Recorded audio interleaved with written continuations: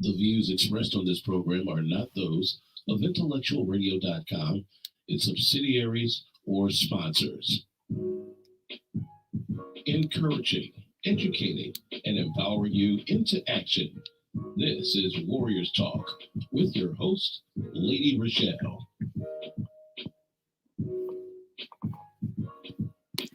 Hello. Welcome to Warriors Talk with author and founder Lady ReShell, where we move away from awareness towards action. It is Health and Wellness Monday, and our topic for today is, are you at risk for a stroke? We are live on Intellectual Radio. We just heard from Roman with the Drive at 5. Keep it locked right here on Intellectual Radio and allow us to feed your brain. On the last show, we talked to cancer survivor Mimi Frazier, getting her perspective on finding strength in the storm. If you missed that episode, go over to YouTube, type in Intellectual Radio, and stay connected. The quote of the day is, in order to love who you are, you cannot hate the experiences that shaped you. We are grateful for our sponsors. We have Mary Kay with Gloria Dotson, Allstate with Paula Kelly, and Emanuel C.O.G.I.C with Pastor Michael Richardson, who has a special message for us. Greetings, I am Pastor Michael Richardson. And I am First Lady Anastasia Richardson from the Emanuel Church of God in Christ. We're located at 3058 West Van Buren in Chicago, Illinois. We are building upon a solid foundation. And we're inviting you to join us every Sunday morning on Facebook Live at Emanuel C.O.G.I.C at 10:15 Central Standard Time. And you can also view our videos on our YouTube channel at Emanuel C.O.G.I.C-MR. Once again, this is Pastor Michael Richardson and First Lady Anastasia Richardson, and we're from the Emanuel Church of God in Christ. We are building upon a solid foundation. Here are your trending topics for today. As the proportion of vaccinated Americans increase every day, the Center for Disease Control is updating its face mask guidance for fully vaccinated and unvaccinated individuals. Notably, the Center for Disease Control says that walking, running, or outdoor biking with members of your household, regardless of your vaccination status, you do not have to wear a mask. The same goes for small indoor gatherings with fully vaccinated family and friends, whether you are vaccinated at all. However, the Center for Disease Control says wearing a mask indoors and with large crowds outdoors should be recommended. If you are tuning in on any form of social media, please like, share the show, invite somebody else in on the show who you feel may benefit from this information. My special guest is our healthy solution expert with over 20 years experience as a family physician, impacting lives every day. Welcome back to Warriors Talk, Doc Michelle. Hello, Lady ReShell. How are you? I'm good. How are you? Good, good. Always great to be here. Hoping to, share some knowledge and help our people be healthy. Awesome. I'm excited about that. Someone in the United States will have a stroke every 40 seconds, and every 4 minutes, someone will die from a stroke. A stroke can happen to anyone, but there are some things that increase your risk of a stroke. It is important to know what the risk factors are and what you can do about it. So again, our topic for today is, are you at risk for a stroke? So Dr. Michelle, we're just going to jump right in there because I believe that this information will help to save someone's lives and help someone to recognize if someone that they love is having a stroke. So we're just going to go right to what is a stroke. Yeah, and those are some powerful statistics, right? So a stroke every 40 seconds, every 4 minutes, someone dies of a stroke. So it's so important to know what it is and what is your risk and how you can prevent it, right? So a stroke is any disruption in blood supply to your brain, because your brain needs oxygen and nutrients all the time, always flowing into it in order to work. And anytime that blood supply is interrupted, you can have a stroke. You have a stroke. And that blood supply can be disrupted for a number of reasons, right? So we think of two types of strokes. One we call an ischemic stroke, which means that something is blocking the flow in the blood vessel, right? The blood vessel should be taking that blood all the way to your brain cells, and something blocks it. Usually it's a clot. It could be that you had cholesterol plaque, and that cholesterol plaque broke off and went to the brain and stopped blood flow. So that we think of that as ischemic. And then there's hemorrhagic stroke, which is a bleeding stroke. That occurs when a blood vessel in your brain bursts, and instead of the blood going where it needs to go, the blood goes into your tissues, causing pressure in the brain, and of course a stroke because the blood's where it should not be. Those are the two main types of strokes that we are concerned about. I have a question. You know how someone is diagnosed with blood clots? Is the blood clots, was that a stroke that didn't happen? So when you say that, blood clots where, right? So there's different risks for blood clots. So if you're talking about someone who has a blood clot in their leg, which goes to the lungs and causes what we call a pulmonary embolism, that's different because there's different risk factors for that. Versus there is genetic predisposition to clots, which someone can have, and that can cause a stroke or a clot anywhere. So it kind of depends on what we're talking about. But yes, there can be a genetic predisposition based on certain blood factors that are not present that increases a person's risk for clots. Awesome. So who's at risk for a stroke?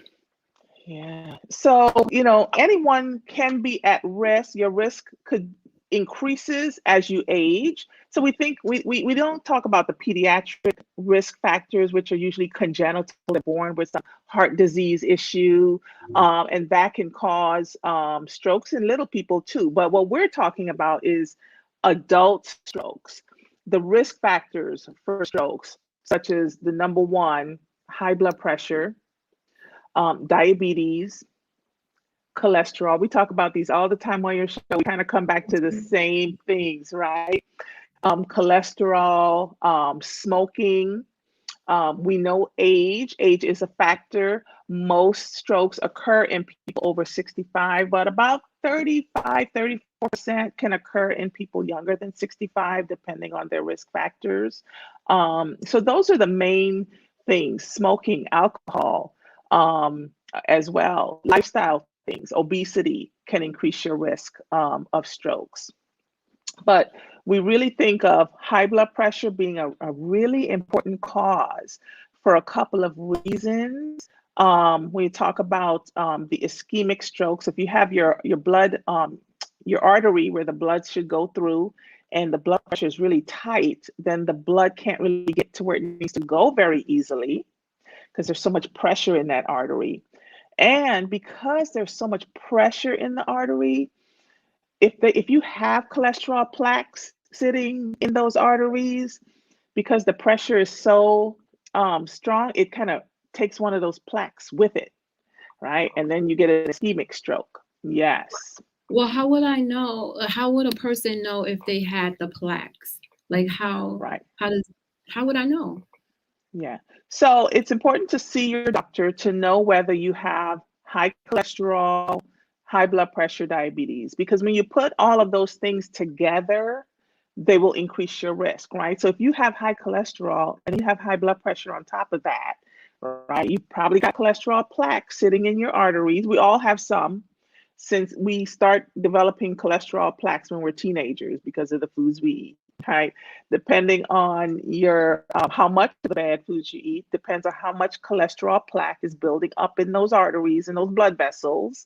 And then you put high blood pressure behind it, and you get these ischemic strokes where you get clot, those cholesterol plaques that are sitting in your arteries, minding their business, that blood comes by and it's such a pressure that it takes a clot with it and causes an ischemic stroke. Rizal had a question of how do you get rid of those plaques? Right. So prevention is partly medication. For people who have high cholesterol and lots of risk factors, we give them cholesterol meds. But we also know that if you are eating a low cholesterol diet, if you are exercising, all of those things can naturally lower your cholesterol and your blood pressure. So you may have plaques, but they never cause a problem because they don't get worse. They don't get fragile, which is another part of what causes that clot. Because when that clot's sitting in your blood vessel, the more that pressure is going past it so high, right? It gets loose, it gets fragile, and then it, can break off and go to other parts of the body, like the brain, where it shouldn't. So my Leah asked about prevention of strokes, and we were going to talk about that too, right? What can you do to prevent strokes? Well, know your family history, because if there's a family history of strokes, that's important to know, to understand, is there a genetic component depending on what age? If they had strokes when they were young, less than 50, then we want to know maybe there's some sort of genetic component. So knowing family history is important. And then the other part of family history is there a family history of diabetes and high blood pressure and those other things. But it's lifestyle too to help lower your risk. Wow. These questions are coming in fast. There's some good questions too. So I just want to acknowledge the people who are listening in. My co-host Rizal, of course, Kimmy, who has been a loyal listener, Brenda also has been a loyal listener, and my Leah. We all know who my Leah is. So this subject is really important because I do have a mom that has diabetes, and I have a 14-year-old daughter that has diabetes. So just starting her off now on a good path could potentially set her up for not having a stroke. So this information is really important because sometimes we could be sitting on a stroke and not know it, because you won't know it until it's actually happening. So it's important to get to the doctor and find out, are you at risk? Do I have a family history of stroke? Am I doing everything that I can do to prevent the stroke? And if it happens anyway, it happens. But are you taking control of your health to do everything that you can to prevent it? And I think sometimes we underestimate that physical activity, Dr. Michelle. We just underestimate it because, we're so busy, we don't have time to actually get in the gym. By the time we get done working and doing everything else and you come home, you don't have time to work out. But that one component is so important to preventing, a lot of major diseases. Yeah, and it's important to know what you can do to lower your risk, right? And what is your family history, right? Because someone could, if mom has diabetes and high blood pressure, then you may be at risk for diabetes and high blood pressure, right? She may have never had a stroke, excuse me, She may have never had a stroke, but let me get a drink. Hold on. Go ahead. Something is caught in my throat. And my water. Staying hydrated is important. Yeah, so it's important. It is.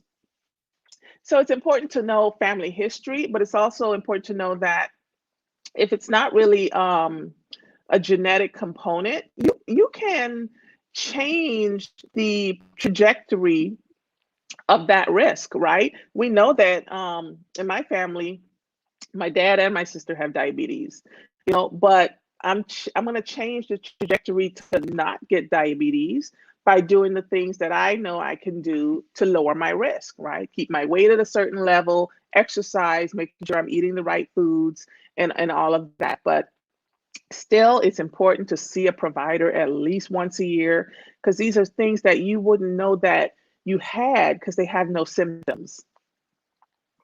Wow, this is a great question. Wanda said, can strokes also lead to some kinds of dementia? Yes. So there is something called vascular dementia. That's a good point that she brings up. So in the deep parts of the brain where the blood vessels are really, really tiny, people can have what we call mini strokes. We call it that because it's not like they had a stroke and their arm went weak, right? Or they couldn't speak. It's one of those, I'm just not quite as sharp. I just can't think as clearly. And depending on age, we will do a CAT scan, a CT scan on patients who are at risk and sort of complain of these things. And the report will come back with evidence of vascular changes. And even though they didn't have a major stroke, we think that the combination of all those they have high blood pressure, the blood can't get to those really tiny blood vessels. And over time, it leads to something called vascular dementia. It's not Alzheimer's dementia. It's because the parts of the brain that deal with those things like your concentrating ability and, recall and all of those things are not getting as adequate a blood supply as it should. And that can happen as people get older, we notice it more. And we'll do CAT scans and they'll comment on that. So yes. Well, that was a great question. Kimmy says, is kosher meat healthier to eat? I don't have a opinion on that. If it's not, because the problem with meats is the sodium content. And if there's high sodium, then that can cause extra fluid in the blood vessels, high blood pressure, which then puts you at risk. So you've got to put it all in context. So we know that exercise does help. So also your diet, because I think a lot of times we take food for granted, but we know that food is our medicine. Excuse me, and what you're putting in your body is going to have a direct effect on how you feel and how your body performs. I think sometimes we throw that to the side and we're like, oh, you know what? My mom had diabetes and, she had a high blood pressure, so I'm just going to get it. But like you said, we can change that trajectory of, we don't have to get diabetes. We don't have to necessarily get high blood pressure when we can do things that can control it. You can do those things now so that you won't have to lead up to that. Yeah, but one of the issues too is like in African Americans, we're twice as likely to have strokes. And we know that a lot of those diseases are more prevalent in our community. And beyond that is, what is the access to healthy foods in those communities, right? So it's kind of compounded factors that then lead to African Americans having more risk factors and more prevalence of strokes in our community. And that's why, again, important to know what the symptoms are, what your risks are, how you can lower your risk. Because again, we said every 4 seconds, someone can have a stroke. So it's very, very prevalent. And there are things that we can do, because it affects us, our ability to really care for ourselves, right? And which is a compounding issue to the whole family, because now you have someone who may be disabled, now needs caregiving, and other resources to help them function. Talk about the disability aspect of when someone have a stroke. Yes. So depending on their symptoms, right? So we didn't get to talk about FAST yet, but one of the parts of that is the F stands for face, right? So if someone notices weakness or numbness on one side of the face, the A is for your arm gets weak.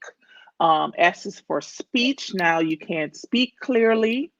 And then the T is time to call 911. So all of those things, FAST, the face, arm, speech, and time to call 911. It's very, very important to call 911 when you notice those symptoms, because it can really affect the disability outcome. We know that people who get treatment for their strokes within 3 hours of onset of their stroke symptoms have much less disability 3 months out. So there's so many, people that wait. Oh, I feel a little better, right? Symptoms got a little bit better, and then they wait, and then something catastrophic happens. But also important for those of us who know, to be aware, right? To be looking out for those symptoms in people who have risk factors. But it's very important to get to the doctor early, because there's different treatment options based on when you arrive at the emergency room. And there's something called TIA, which are transient ischemic attacks, right? So you have stroke symptoms, but they resolve completely within like 24 hours, and then people won't go to the emergency room. But if you have TIA symptoms, you are at risk of having a true stroke, within, 30 days of that TIA. So it's still important that if you're having any of those symptoms and they seem to get better, to be evaluated, to at least call depending on your risk factors, call your provider right away. But depending on your risk factors, go to the emergency room. Sometimes it's better to be safe than sorry, especially depending on your risk factors. But those TIAs, which are what we call transient, right? The symptoms came, they left, I think I'm fine. And that happens all the time. Patients will come to me in the office saying, yesterday I was reading and I couldn't see out of this eye, but it seemed to get better and went away, right? But if you come to me saying that, I'm ordering tests for you. I'm ordering a CAT scan, I'm checking your blood pressure, I'm telling you that if that happens, you need to go to the emergency room. Ooh, I mean, it sounds scary, but you better safe than sorry. Just go and get it checked out so that you could prevent any other anything from being damaged. So time is of the essence, and that's where that fast comes from. If you are just tuning in, if you are just tuning into Warriors Talk, we're live on Intellectual Radio. I have Doc Michelle here, our healthy solution expert, and we are talking about, are you at risk for a stroke? And she has already given us a definition of stroke, what causes a stroke. She talked about FAST, which is something that we all should know, maybe have it up on our refrigerator or somewhere, maybe in our phone, because you never know until it's actually happening and you don't know what to do. She talked about the F, face drooping, the A for arm weakness, the S is for speech, and the T is for time to call 911. And they mentioned make sure that you kind of remember the time that is happening, because that's going to be important when you are making this report, to the doctor, so that they know that they have that window to give them that medicine so that they can turn this thing around. So, and I know it would be a lot happening at the same time, even if you could just take a picture of a phone, like, a screenshot while everything is happening, just so that you can help the loved one who is having a stroke. And if you think that they're having a stroke, I'm sorry, if you No, think go that they're ahead. having a stroke, but they're like, no, I'm okay, encourage them and take them to go get checked out anyway. Yeah. And what I was going to say, yes. So if the time thing is crucial, because if the ER physician doesn't, if that can't be verified, the time, they won't give certain medicines if they don't know, right? So sometimes someone might wake up from sleep with symptoms, right? We don't know when you started having the symptoms, so you won't get that. You won't get that medicine. They'll do other things to help you. They'll lower your blood pressure. They'll deal with all the other risk factors, or things that can acutely be done. But because it won't, if you're over 3 hours, that particular medicine that helps to break up clots won't work for you. It won't work. But it's life-saving and life-changing if you get to the emergency room within those 3 hours and they can give you that medicine that helps to dissolve clots. You'll do much better. You won't have as much disability, down the line. So it's important. That's a key piece. Even the cost of disability when you have a stroke, the cost on the family, the cost to the community, it's a lot.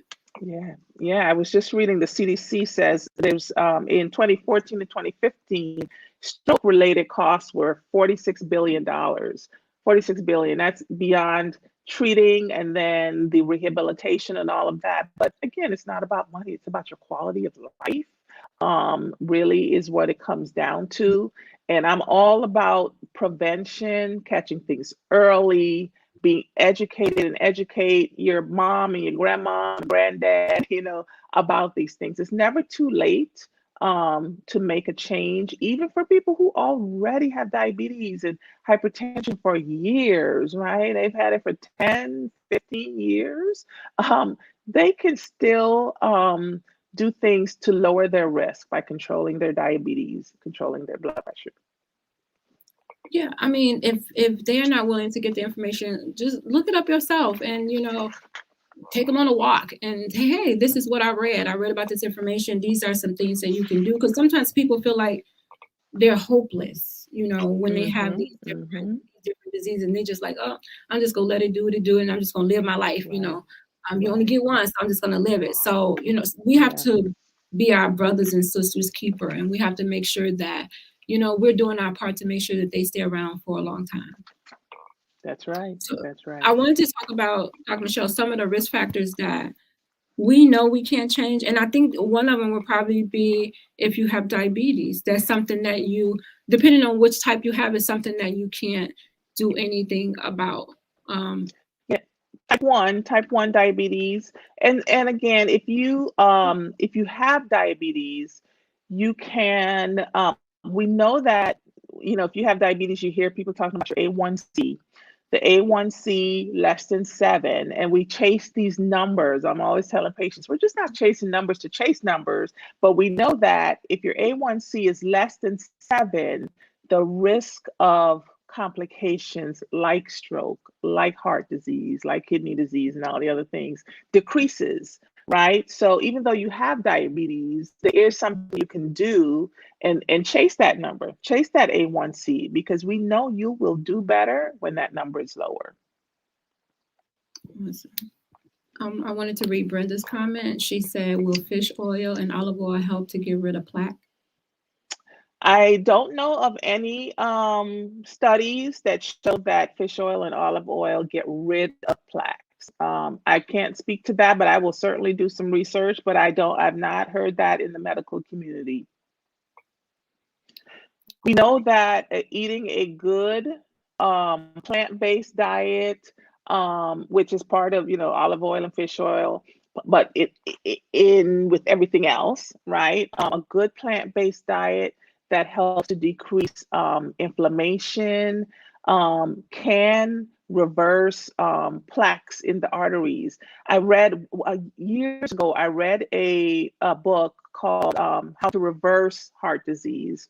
And they did a study on a few study participants who ate and they were followed a strict plant-based diet with strict portions and everything.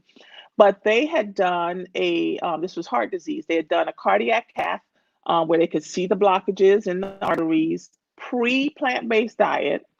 And they did the same cardiac cath 12 months into a plant-based diet. And there was reversal of the plaques in that gentleman's heart arteries.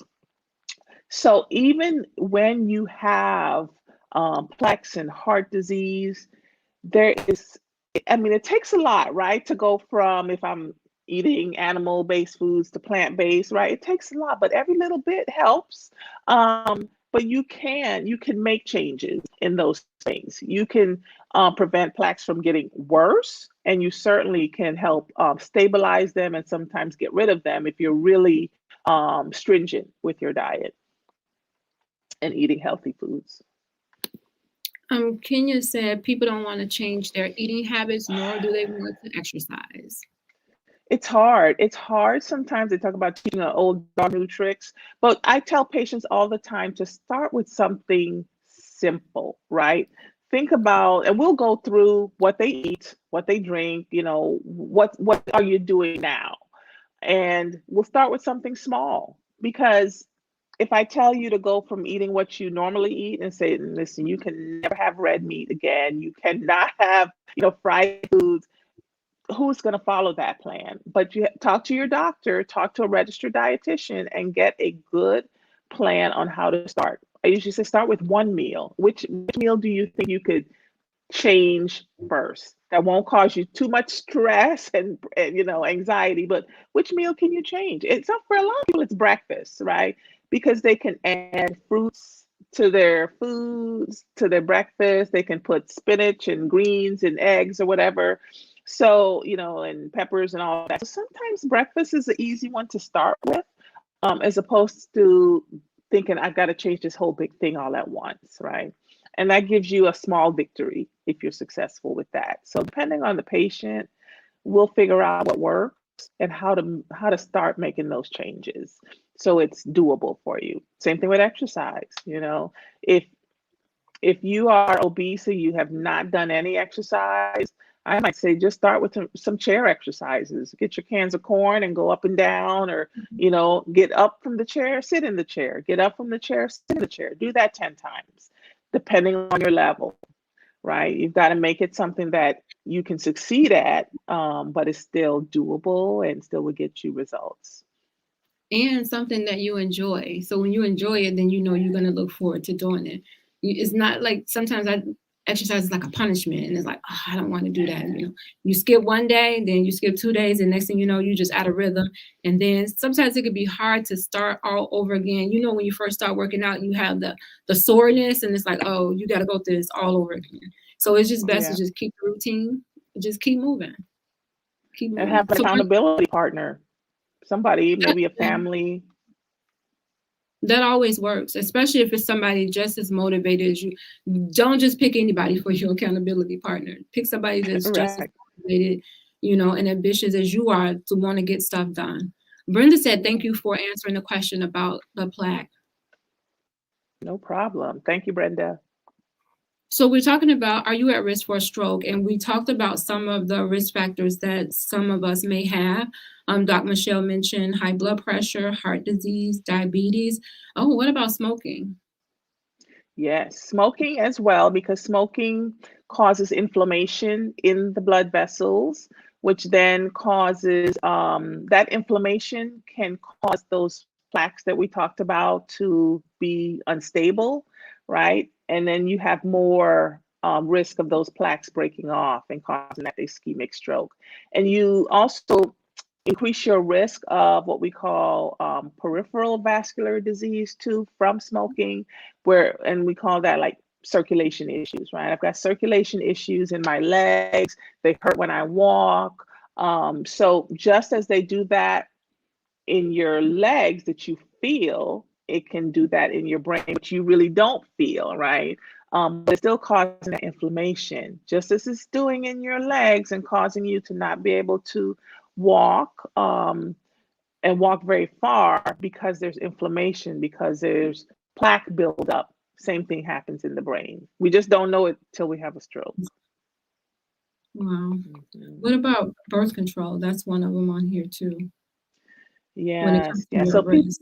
yes, people are always concerned about that risk, but a couple of things with birth control pills. So if the birth control pill has an estrogen component to it, and you already also have risk factors for stroke, your provider might not put you on an estrogen containing birth control option because that extra estrogen can increase your risk of stroke if you already have that risk. So we'll ask women all the time, are you a smoker? If you're a smoker, we really don't want to put you, on an estrogen containing birth control option. If you have diabetes or hypertension or the other risk factors, we're going to have a conversation about, is that the right option for you? But really, the risk of blood clots with oral contraceptive pills is less than the risk of blood clots when you're pregnant, right? Because pregnancy increases your risk of blood clots. And the risk of blood clots is less with oral contraceptive pills. And again, it's who we're giving those pills to, which also increases the risk. I remember one day sitting at home and I was having this pain in my chest, like right under my right breast, and it was this pain, like every time I took a breath, I couldn't even get through the breath because it would cut my breath short. And so I remember going to sleep that night, like, okay, I'm hoping that when I wake up, this is not going to be here. So when I woke up, I couldn't even get out of the bed. It felt like it was a brick on my chest. So my husband had to get me dressed, get me out the bed, take me to the emergency room. When I got in the emergency room, and I want to say they put me in, is it a CAT scan when they put you in the machine? It looks like you're in a casket. Yeah, MRI. MRI. So they MRI or gave CAT me scan, yeah. Okay, so I had one of those, and when they put me in the machine and I came out, they was like, "You have a blood clot." I'm like, "A blood clot? Where would I get a blood clot from? Like, what is this?" And she was like, "Are you on birth control?" And I was like, "I am." I was on the NuvaRing, the little ring. The NuvaRing. She was like, "Take it out. Don't use that anymore." Yeah. And they connected the blood clot with that because I guess that was the only thing that they could really, connect it to. So I'm just like, really? And on there it says the maybe 1 or 2% will get. I was like, really? Like, why is this happening? Yeah. So I mean, I experienced it to where it was in my left leg, and then I had a blood clot in each lung, and so I had to be on the blood thinners. Yeah. I had to be on the blood thinners for a while until they dissolved, and then I remember going through cancer with the chemo. And they told me that the chemo would cause the blood clots. And I ended up getting blood clots again with the chemo. So, yeah. Did they ever check for these genetic causes? So there are certain labs that we will check for certain proteins, certain clotting factors that we check for in patients who we think really you don't have many other risk factors for clots, but you have a clot. Yes, you were on the estrogen, the cancer, of course, that also increases your risk of blood clots. But I would certainly, in a young woman who has blood clots, even with OCPs, with birth control pills, I would wonder, was there an underlying factor that contributed with the presence of the estrogen to cause that? So that's just the doctor and me would do the full workup to make sure there wasn't something else. The only thing that I could think of is I had heart palpitations, and they ended up putting me on some medicine to make my heart beat like it should. Like it slowed the palpitations. I forgot the name of it. I want to say Enderall, but I could be wrong. But they gave me it's one of those. Okay, so they gave me that to kind of like it just didn't make my heart beat like it was beating before. It beat normally. And so I took that medicine. It was beating very fast. Yeah, so I took that medicine, and then I got pregnant, and so my doctor weaned me off the medicine once I got pregnant. And then that was it. I remember going, every time I would go to the doctor, they would do the EKGs, trying to see what was going on. I remember even wearing for the heart, where you have to go home with the heart monitor. The Holter, to try to, yes. Even went home with that. I even stayed overnight in the hospital to see what was I doing at the time that my heart was just beating so fast, and all of that. And so it wasn't. Go ahead. I'm sorry. Some of that's genetics, right? So something genetic caused that to occur. Yeah. So I would say, just like Dr. Michelle said, go and get your annuals. They're so important. We talk about the numbers. Know what your numbers are, because if you don't know what your numbers are, the doctors don't have a baseline to compare it to the year before to say, hey, wait a minute, these numbers are a little bit off. So let me just see, talk to them to see what's going on, to see if they need to run some further testing. But we're so scared to go in just for their annual. And I just recently got my colonoscopy. Let me tell you, I was so nervous to go get this thing. I was like, Lord, but I'm like, how can I tell people to take action when I'm not taking action myself? So I had to, put my big girl panties on, and I had to go and get that colonoscopy. And I was so happy when I got it, because if they could do all tests like this and tell you your results right after you take the test, and you go home with a peace of mind. Oh my goodness, I didn't like the part where I had to drink the stuff, and I was, me either. But it was worth it. That's the worst part of the colonoscopy, right? The worst part is not the test; it's prepping for the test. But you're right; it's a peace of mind, right? Because I didn't want to get that done either. But the peace of mind after I had it done, and even if it came out with something, at least now we can take action if there's something wrong. So I think part of that is, fear does stop us from doing a lot. There's mistrust of doctors in the healthcare community and our communities. So we don't want to really go, and we wait until we have symptoms before we'll go, right? Because I feel fine. Why do I need to go to the doctor? But all the things that we treat every day are preventable if we catch them early. So even if you're feeling great, okay, and you think that you have no problems at all, I implore you to go. If you have not gone, figure out, based on your age, what are the preventative screening tests that you should be having. Get your blood drawn, because there are things that we can see in the blood that might mean we need to do something else, right? You talk about your colonoscopy. Well, the first sign of colon cancer might be anemia, might be something that you don't really feel anything, but we might see your blood counts are low when we do your annual labs, right? And if you're 55 and you're anemic, that's one of the things we would go down. We'd say, well, have you had a colonoscopy? No? Well, let's schedule that, because all these things, you may have no symptoms. I have a question before I read Kenya's comment. Can you be anemic from not eating animal fat?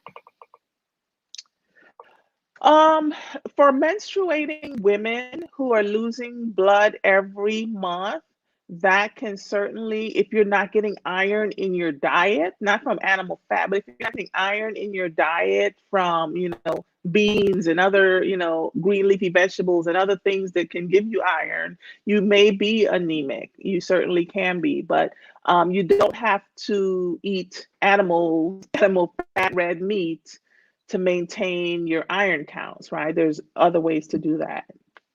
And I would say, if you decide to change your diet, if you go plant-based, then look at the different ways that you can get the things that you can't get from the regular diet, because you're going to have to be creative so that you can make sure you're getting the nutrients that you need for your body to function. Kenya said that definitely makes a difference. And yes, fear plays a major part. It really does. I'm not going to even lie. It really does. I mean, I have friends who haven't even gotten their mammograms, and I was diagnosed with cancer, and I'm like, you've seen people die from this. How are you not going to get a mammogram? I'll go with you to get the mammogram. You don't have to go by yourself. How do you not go in there to get that mammogram? How? Because you're not having a peace of mind. You're fearing just by not going. That fear is getting the best of you. Just go, do it afraid. If you got to go, just go and do it afraid. Call somebody to go with you. but don't sit there and allow fear to take over. Yes, yes, I see it all the time. It's scary. You know, as a doctor, when I go to get my mammogram, I'm like, oh boy, this could be a life-changing day, right? You say your prayer and you go on and you do it, because whatever comes, I'm gonna have to deal with it one way or another, right? Because denial never cured anything. I used to tell patients that all the time. Denial will not cure it. We have to meet it head on. But fear of what you might find out, mistrust of the community, healthcare community, all of that stops us from taking action. And so that, again, you know, that's just why this is so important, what you do, right? To get the knowledge, know that you can do it. And if you truly want good quality of life moving forward, that these are the things that you have to do. And at any stage that you are in your healthcare journey, there are things that you can do to be active and change the trajectory of where you're headed. I like that, because some people may feel like, you know, it's too late for me. I can't do anything. And so Dr. Michelle just told you, yes, you can. You can do something about it. You have to take action. Mona said, thank you, ladies. Thank you. This information is so important, because I don't know, for some reason in the African-American community, we get hit with a lot of different diseases that could take us out. And I don't know if it's our genetics that we're just prone to get these diseases, or we're really just not doing the work. We are really not taking our health seriously. And I know it's not everybody, but the ones who are not, the numbers are showing that, no, it's not happening. Yeah. Well, we know that it's multifactorial again, right? It's not even just what we do, but what are we given the opportunity to do, right? Where we live, work, and play affects your health more than anything, right? 80% of a person's health is determined by the social determinants of health, right? Do you have access to food? Can you get to the doctor? Can you afford your medications, right?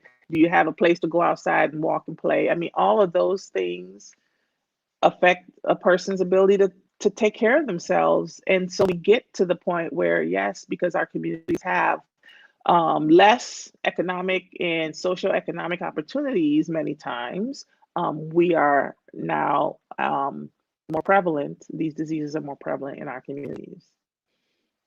It says there is evidence that show that strokes are more common among low-income people. Yeah. And because of all the risk factors, right? Low-income people, right? They're probably not purchasing the right foods because of income. Is there a food desert? Do they have a park, sidewalks? You know, is it safe to go outside? To even say, I have to think about that when I tell patients, I want you to exercise. My first question is it safe for you to go outside? To walk, you know, if not, here's what you do in your house.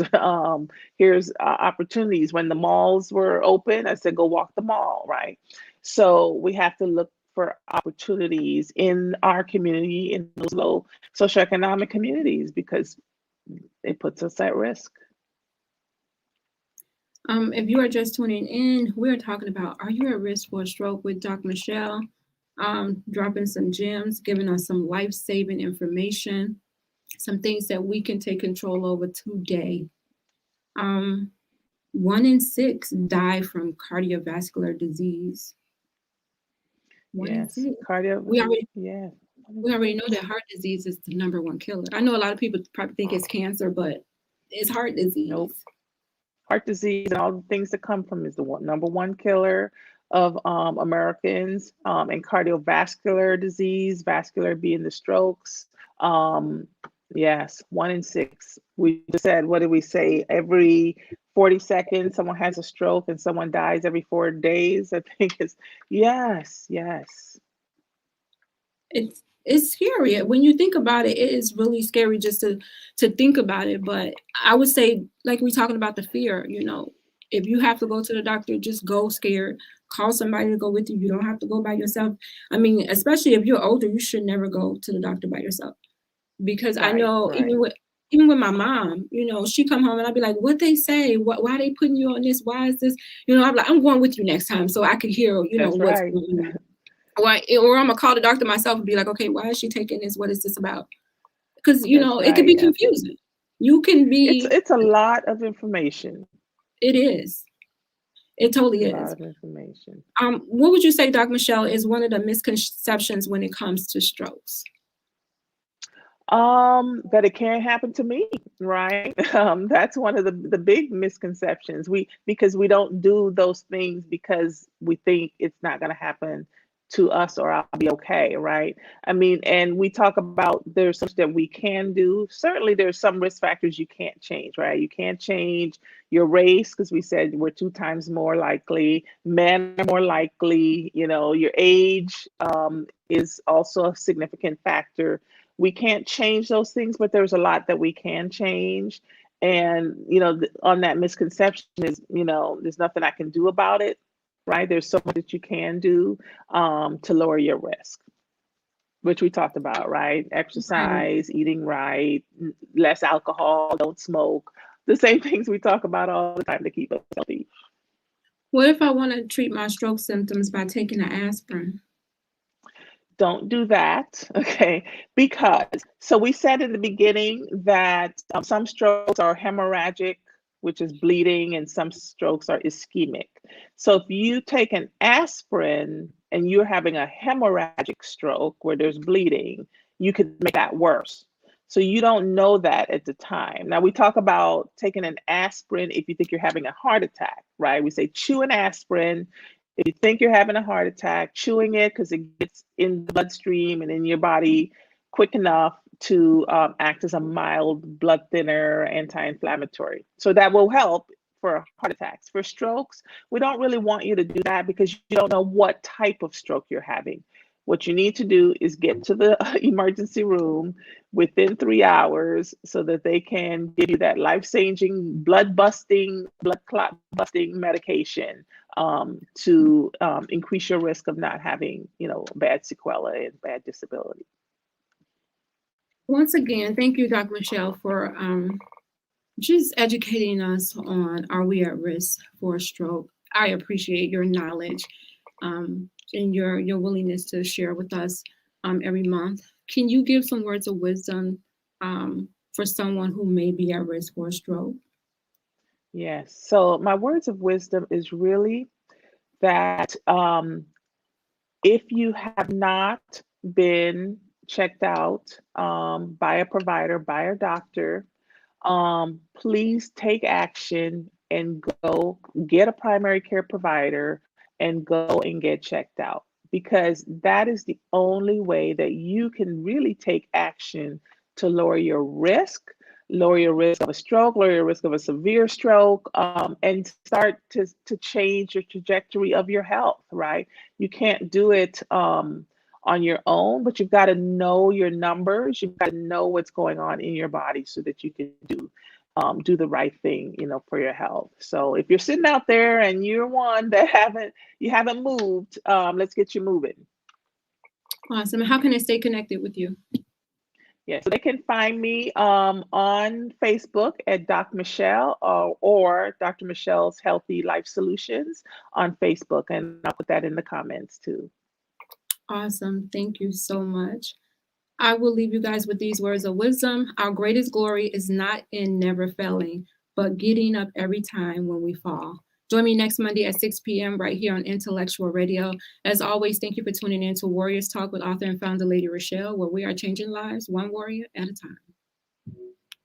Thank you for listening to this week's edition of Warriors Talk with Lady ReShell. To find out more about Warriors Talk, follow at Warriors Talk, the number 1, on all social media outlets, and Warriors Talk with Lady ReShell on YouTube. Please join us next week and every Monday evening at 6 p.m. Central Standard Time on intellectualradio.com for Warriors Talk with Lady ReShell, where we encourage, educate, and empower you into action.